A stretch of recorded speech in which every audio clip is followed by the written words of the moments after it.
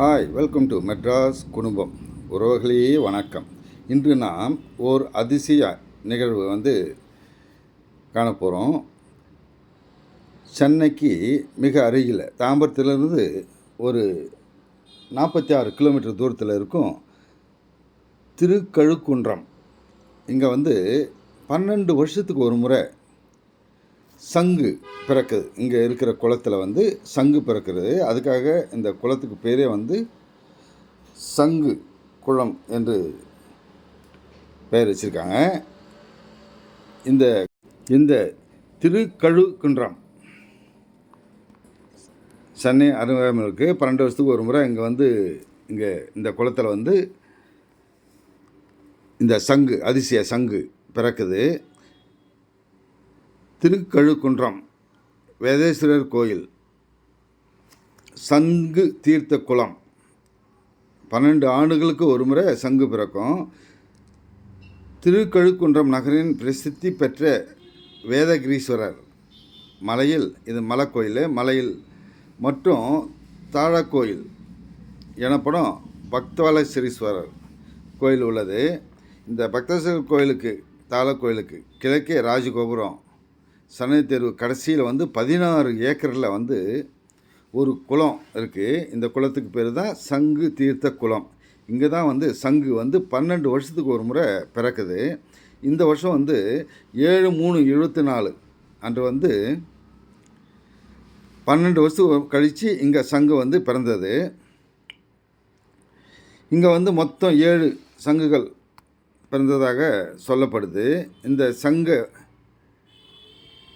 ஊர்வலமாக கோயிலுக்கு எடுத்து அபிஷேகம் செய்கின்றனர். கடந்த 12 வருடத்துக்கு முன் 2011 செப்டம்பர் மாதம் 1ஆம் தேதி இக்குளத்தில் சங்கு பிறந்தது. கார்த்திகை மாதத்தில் கடைசி திங்கட்கிழமை மலை மீது வேதகிரீஸ்வரருக்கு நடைபெறும் 108 சங்கு அபிஷேகத்தில் இங்கே இந்த குளத்தில் பிறந்த சங்கு முதன்மையாக வைக்கப்படும். இதில் என்ன ஆச்சரியன்னா, உப்பு நீரில் மட்டும்தான் சங்கு உற்பத்தி ஆகும். நல்ல குடி தண்ணியில் சங்கு வளராது. ஆனால் இக்குளத்தில் நல்ல தண்ணீர். சங்கு பிறந்து ஒரு அதிசய நிகழ்வாக எல்லாமே பார்க்குறாங்க. அது மட்டும் இல்லாமல் இந்த சங்கு 12 வருஷத்துக்கு ஒரு முறை தான் பிறக்குது. இப்போது 7/3/24 காலையில் திடீரென சங்கு தோன்றியது. இந்த சங்கு தோன்றத்துக்கு முன்னாடி அறிகுறியாக இந்த குளத்தில் அலைகள் கொஞ்சம் அதிகமாக இருக்குமா. அதே போல் இந்த கரை ஓரத்துலலாம் நுரை தள்ளுமா, நுரை வருமா.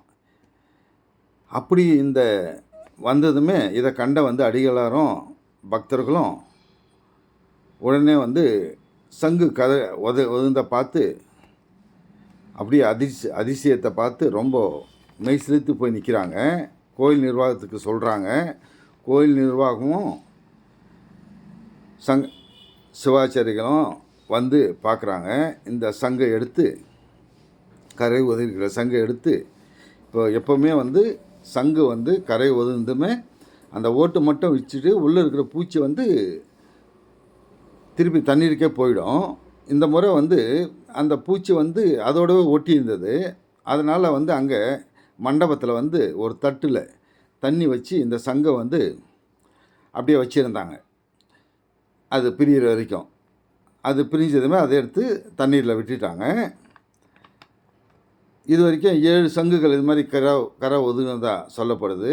இப்போ ஒதுங்கின சங்கை நல்லா சுத்தம் பண்ணி அது பூஜை போட்டு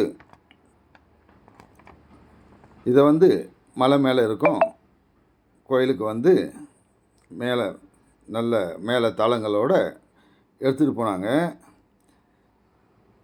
இந்த சங்கை பக்தர்கள் பார்வைக்கு வச்சாங்க. அந்த ஃபோட்டோ ஒன்று இங்கே எடுத்து போட்டிருக்கோம். அந்த பூவெல்லாம் வச்சுருக்கு, அதை பாருங்கள்.